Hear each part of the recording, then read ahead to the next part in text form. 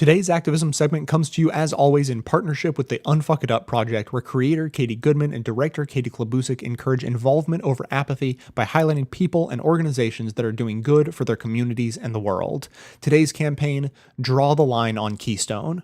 By now, you're likely familiar with the proposed Keystone XL pipeline, which would carry Canadian tar sands heavy crude across the US over aquifers and slicing through farmland to be exported overseas via the Gulf refineries.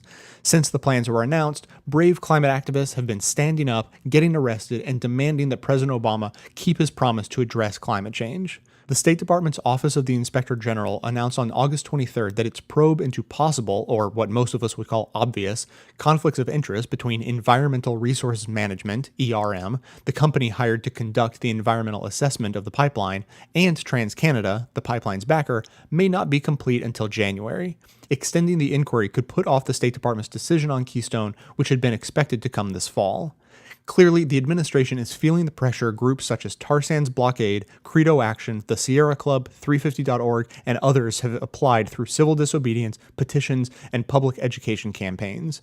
These groups are standing together on September 21st to, quote, draw the line on Keystone XL. The main action plan for that day will bring together activists in every corner of the country as they link arms and stretch out banners to show their commitment to stopping Keystone XL or any other tar sands project. Organizers will be taking photos at the actions for 350.org, where they will be used to emphasize the ways our communities are already impacted by climate change and tar sands damage.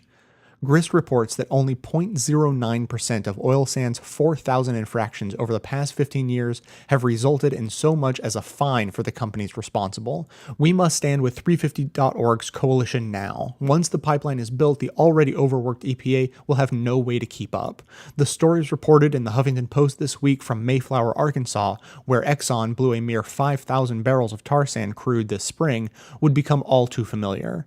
Residents are sick, oil remains a visible contaminant, and Exxon is escaping a cleanup lawsuit on a technicality. The heavy crude plus the bitumen chemical that keeps it flowing is not legally classified as oil. Go to 350.org and click the Draw the Line banner to find the event in your area. Organizers are available to help you create one if you're the first in your city to stand with them. Let's make it clear to President Obama and the State Department that Mayflower cannot become routine. Links for today's campaign will be in the show notes and all the usual places. Visit the Best of the Left Facebook page for updates on this and other activism opportunities. Also, remember that we encourage you to use your phone or other mobile device to record audio of your experience at any political event you attend to send in to be used on the show.